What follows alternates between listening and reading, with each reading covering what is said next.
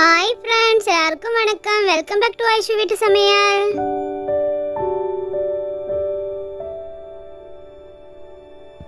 இன்னைக்கு நம்ம என்ன பார்க்க போறோம்னா ஸ்ரீலங்கன் ஸ்டைல் ஃபிஷ் கறி. இது ரொம்ப ஈஸி, செய்கிறதுமே டேஸ்ட்டுமே ரொம்ப அட்டகாசமாக இருக்கும். கண்டிப்பாக ட்ரை பண்ணி பாருங்கள். இது ஒரு தடவை நீங்கள் செஞ்சு பார்த்தீங்கன்னா உங்களுக்கு அடிக்கடி செஞ்சு பார்க்க தோணும். ஏன்னா அவ்வளோ டேஸ்ட்டாக இருக்கும் ஃப்ரெண்ட்ஸ். ஸ்ரீலங்காவில் சிங்களீஸ்லாம் இந்த மாதிரி தான் மீன் குழம்பு வைப்பாங்க.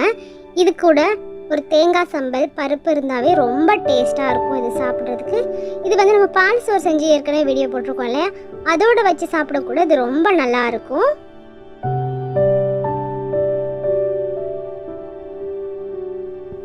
ஃப்ரெண்ட்ஸ், இந்த ஃபிஷ் கறியை நீங்கள் ட்ரை பண்ணி பார்த்துட்டு எப்படி இருந்துச்சுன்னு எனக்கு கமெண்ட் பாக்ஸில் கமெண்ட் பண்ணுங்கள் ஃப்ரெண்ட்ஸ். என்னுடைய சேனலை நீங்கள் ஃபஸ்ட் டைம் பார்க்குறீங்களா இருந்தால் சப்ஸ்கிரைப் பண்ணி வச்சுக்கோங்க. மறந்துடாமல் பக்கத்தில் இருக்க பெல் பட்டனையும் கிளிக் பண்ணி வச்சுக்கோங்க. அப்போ தான் நான் போடுற வீடியோஸ் நோட்டிஃபிகேஷனாக உடனுக்குடன் வரும் ஃப்ரெண்ட்ஸ். இது வரைக்கும் என்னுடைய சேனலை சப்ஸ்கிரைப் பண்ணி பார்க்குற எல்லாருக்குமே ரொம்ப நன்றி. வாங்க வீடியோக்குள்ளே போயிட்டு இந்த டேஸ்ட்டான நல்ல கலர்ஃபுல்லான ஃபிஷ் கறி எப்படி செய்கிறதுன்னு பார்க்கலாம். நான் இன்றைக்கி சூறை மீன் 1/2 கிலோ எடுத்துருக்கிறேன். அதை கொஞ்சம் பெரிய துண்டுகளாக கட் பண்ணி வச்சுருக்கிறேன். நல்லா மஞ்சள் உப்பு சேர்த்து நல்லா வாஷ் பண்ணி எடுத்துக்கோங்க. பாருங்கள், கொஞ்சம் பெரிய துண்டுகளாக கட் பண்ணியிருக்கிறேன். நான் சூறை மீன் சேர்த்துருக்கிறேன். நீங்கள் சூறை மீனே சேர்க்கணுன்னு அவசியம் இல்லை. உங்களுக்கு எந்த மீன் கிடைக்குதோ நீங்கள் அதில் இந்த குழம்பு செய்யலாம். ரொம்ப டேஸ்ட்டாகவே இருக்கும் எந்த மீனில் செஞ்சாலுமே. இப்போ நம்ம ஃபிஷ் கறிக்கு தேவையான மசாலாகளை அரைச்சிடலாம். அதுக்கு 7லேருந்து 8 பல் பூண்டு சேர்த்துக்கோங்க. அதோட ஒரு ரம்ப எல்லாம் சேர்த்துக்கோங்க. அதை சேர்த்துக்கிட்டு ரொம்ப வாசனையாக இருக்கும் இந்த ஃபிஷ் கறி. அப்புறம் ஒரு பெரிய துண்டு கருவேப்பட்டை சேர்த்துக்கோங்க. அப்புறம் 1 டேபிள் ஸ்பூன் மாதிரி மிளகு சேர்த்துக்கோங்க. அதோட 3 ஏலக்காய் சேர்த்துக்கோங்க. இப்போ நம்ம சேர்க்க போகிறது இந்த ஃபிஷ் கறிக்கு மெயின் இன்க்ரீடியன்ட். இது கண்டிப்பாக அதை சேர்த்தே ஆகணும். இது சேர்த்தா தான் அந்த ஃபிஷ் கறியோட டேஸ்ட்டே வரும். இதோட பேர் குடம் புளின்னு சொல்லுவாங்க. ஸ்ரீலங்காலலாம் சொல்லுவாங்க இது கொரக்கா புளின்னு. இது எனக்கு பேஸ்ட்டாக கிடச்சிருக்குது. இது எப்படி இருக்குன்னு நான் உங்களுக்கு பிக்சர்ஸும் காட்டுறேன். அதை நீங்கள் அப்படியும் சேர்க்கலாம். இந்த மாதிரி பேஸ்ட் கிடைச்சாலும் அதுவுமே சேர்க்கலாம். அப்புறம் தேவையான அளவு உப்பு சேர்த்துக்கோங்க. பச்சை மிளகாய் உங்களுக்கு எவ்வளோ தேவையோ காரத்துக்கு ஏற்ற மாதிரி சேர்த்துக்கோங்க. ஒரு பெரிய வெங்காயத்தை நீளமாக நறுக்கி அதையுமே சேர்த்துடலாம். நம்ம சேர்த்துருக்குற அந்த கொரக்கா புளி, அந்த குடம் புளின்னு சொல்லுவாங்க இல்லையா, அது அதோட அளவு நான் பேஸ்ட்டு சேர்த்தனால ஒரு 2 டீஸ்பூன் சேர்த்துருக்குறேன். இதே நீங்கள் அதை முழுசாக சேர்க்குறீங்களா இருந்தால் ஒரு 3 மாதிரி சேர்த்துக்கோங்க. இப்போ நம்ம சேர்க்குறது கறி பவுடர். இது சிக்கன், மட்டன், அப்புறம் பீஃப் எதுக்கு வேணாலுமே இதை சேர்க்கலாம். இது வேறு ஒன்றும் இல்லை. இது மிளகாய் பொடி, மல்லிப்பொடி, அப்புறம் ஜீரகம், அந்த மாதிரி எல்லாத்தையுமே நல்லா வறுத்து எடுக்கிற அந்த பவுடர் தான். இது வேறையாக எடுத்து வச்சுருக்குறோம். அந்த பவுடருமே 1 டீஸ்பூன் சேர்த்து நீங்கள் நல்லா அரைச்சிக்கோங்க. இப்போது நம்ம ஃபிஷ் கறிக்கு தேவையான மசாலாகளை வறுத்துடலாம். அதுக்கு 1 டீஸ்பூன் மாதிரி நம்ம மல்லிப்பொடி சேர்த்துருக்குறேன். அதோட 1 டீஸ்பூன் மிளகாய் பொடி சேர்த்துருக்குறேன். சேர்த்து நல்லா இது ரெண்டுமே நல்லா வறுத்துடலாம். மிளகாய் பொடி காரத்துக்கு ஏற்ற மாதிரி சேர்த்துக்கோங்க. நம்ம ஏற்கனவே வறுத்த பொடி 1 டேபிள் ஸ்பூன் சேர்த்துருக்கோம் இல்லையா, அதால் காரத்துக்கு ஏற்ற மாதிரி மிளகாய் பொடி பார்த்து சேர்த்துக்கோங்க. நல்ல வாசனை வர வரைக்கும், நல்ல கலர் சேஞ்ச் ஆகி வாசனை வர வரைக்கும் நல்லா இதை வறுத்துக்கோங்க.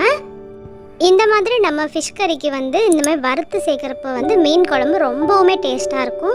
கண்டிப்பாக இந்த மெத்தடில் நீங்கள் செஞ்சு பாருங்கள். இப்போ நம்ம மசாலா வறுக்கிறப்ப நான் கொஞ்சமாக பட்டை சேர்க்குறேன். அதுவுமே இன்னமும் ரொம்ப டேஸ்ட்டாக அந்த வாசனையும் கொடுக்கும்.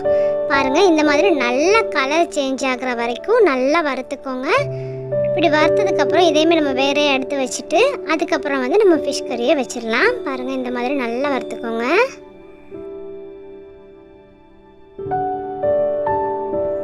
நான் இன்றைக்கி இந்த மீன் குழம்பு மண் சட்டியில் தான் செய்கிறேன். மண் சட்டி நல்லா சூடானதுக்கப்புறம் அதில் 3 டேபிள் ஸ்பூன் ஆயில் சேர்த்துக்கோங்க. அப்புறம் கடுகு 1/2 டீஸ்பூன், வெந்தயம் 1/2 டீஸ்பூன் சேர்த்துக்கோங்க.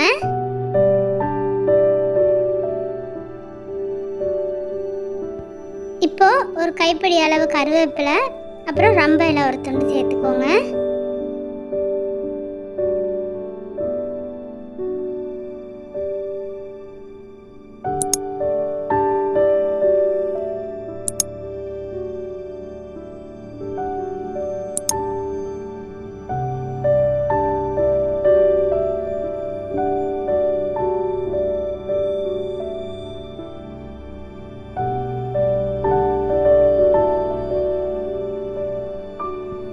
இப்போ நம்ம மிக்ஸி ஜாரில் அரைச்சி வச்சுருந்தோம் இல்லையா, அதை சேர்த்துடலாம். சேர்த்துட்டு அதோட நம்ம மிளகாய் பொடியும் மல்லிப்பொடியும் சேர்த்து வறுத்து வச்சுருந்தோம், அதையுமே சேர்த்துக்கோங்க. சேர்த்து இந்த எண்ணெயிலேயே வந்து நல்லா வதக்கிக்கோங்க.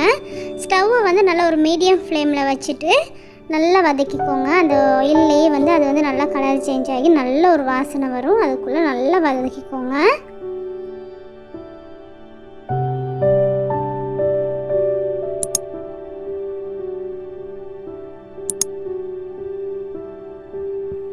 பாருங்கள், நம்ம மசாலா சேர்த்து இந்த மாதிரி எண்ணெய் பிரிஞ்சு வரணும். அது வரைக்கும் இந்த எண்ணெயில் நல்லா வதக்கிக்கோங்க. இப்படி எண்ணெய் பிரிஞ்சு வர்ற வரைக்கும்.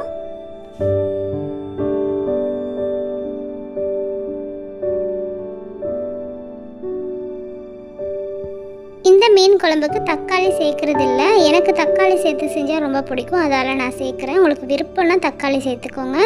ஏன்னா நம்ம சேர்த்துருக்கிற அந்த குடம்புளி இருக்குது இல்லையா, அந்த கொரக்காப்புளி வந்து அதே போதும், அந்த நல்ல புளிப்புத்தன்மை கொடுக்கும் அந்த மீன் குழம்புக்கு. இது வந்து ஆப்ஷனல் தான், நீங்கள் விருப்பம்னா சேர்த்துக்கோங்க. தக்காளி வந்து ஒரு சின்னதாக தான் ஒன்று சேர்த்துருக்குறேன். தக்காளி நீங்கள் சேர்க்காம அப்படியே செய்வீங்களா இருந்தால் அந்த கொரக்காப்புளி இருக்கிற அந்த குடம்புளி அது வந்து ஒரு 1/4 டீஸ்பூன் அதிகமாக சேர்த்துக்கோங்க. அப்போ நான் ஏற்கனவே 1 டீஸ்பூன் சேர்த்துருந்தேன்னா இன்னும் ஒரு 1/4 டீஸ்பூன் மாதிரி அதிகமாக சேர்த்துக்கோங்க. அப்போ அந்த மீன் குழம்பு வந்து ரொம்ப நல்லாயிருக்கும்.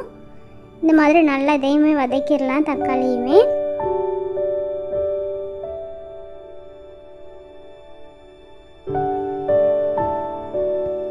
இப்போ வந்து நம்ம மீன் சேர்த்துடலாம். மீன் வந்து நான் இன்றைக்கி 1/2 கிலோ எடுத்துருக்கிறேன். நம்ம இப்படி செய்கிற மீன் குழம்பு வந்து ஒரு 2 நாள் வரைக்கும் நம்ம வந்து கெடாமல் யூஸ் பண்ணிக்கலாம். ஏன்னா இதுக்கு தேங்காய் பால் நம்ம எதுவுமே சேர்க்க போகிறதில்ல. மீன் குழம்பு நம்ம வச்சு சாப்பிடலாம். நீங்கள் எங்கே சரி தூரமாக ட்ரிப் எங்கே சரி போகிறீங்களா இருந்தால் இந்த மாதிரி மீன் குழம்பு செஞ்சு எடுத்துகிட்டு போனீங்கன்னா சீக்கிரமாக கெட்டு போகாது. நம்ம சாப்பிட்றதுக்குமே ரொம்ப நல்லாயிருக்கும். பாருங்கள், இதை வந்து நல்லா இந்த மீனை வந்து நம்ம அந்த மசாலாவில் வதக்கிடலாம். ஒரு 2லேருந்து 3 நிமிஷத்துக்கு நம்ம மூடி போட்டு வேக விட்டுறலாம். ஏன்னா இந்த மசாலா, உப்பு, காரம், அந்த எண்ணெய்லாம் வந்து இந்த ஃபிஷ்ஷுக்கு நல்லா இறங்கி உள்ள ரொம்ப டேஸ்ட்டாக இருக்கும் இந்த மீன் குழம்பு. பாருங்கள், இந்த மாதிரி நல்ல மசாலாவில் வதங்கினதுக்கப்புறம் நம்ம வந்து மீன் குழம்புக்கு தண்ணி சேர்த்துலாம். தண்ணி வந்து நம்ம மிக்ஸி ஜாரில் நம்ம அரைச்சி வச்சுருந்தோம்ல, அந்த மசாலாலேயே தான் தண்ணி கொஞ்சம் கலந்து அதை சேர்த்துக்கொள்கிறேன். தண்ணி வந்து இதுக்கு அதிகமாக சேர்க்குறதில்ல, ஒரு 2 கப் மாதிரி தண்ணி சேர்த்தா போதும். ஏன்னா இதில் நிறையா குழம்பு இருக்காது. தண்ணி வந்து நம்ம வந்து அந்த மீன் குழம்பு வந்து கொஞ்சம் பெரட்டினாப்பில் தான் நம்ம எடுக்க போகிறோம். பாருங்கள், இந்த அளவு வந்து மீன் லைட்டாக முங்குற அளவுக்கு தண்ணி இருந்தால் போதும். இந்த அளவு வந்து கரெக்டாக இருக்கும். இப்போ வந்து நம்ம இதை வேக விட்டுறலாம்.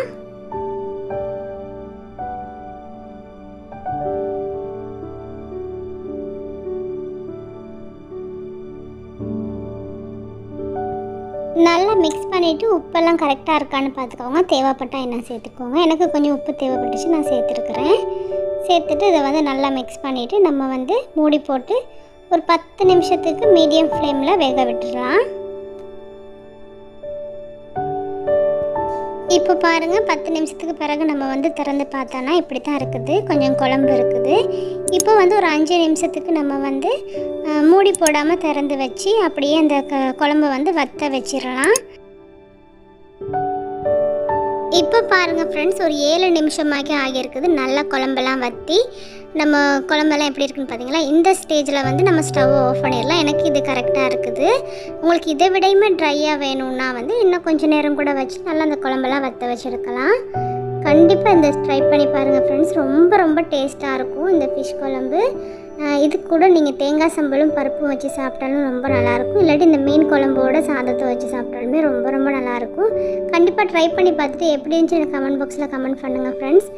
இதோடு நீங்கள் பால் சோறு வச்சு சாப்பிட்டாலும் நல்லாயிருக்கும். அதோட ஃபுல் வீடியோ லிங்க்குமே நான் டிஸ்கிரிப்ஷன் பாக்ஸில் போடுறேன், போய்ட்டு பாருங்கள்.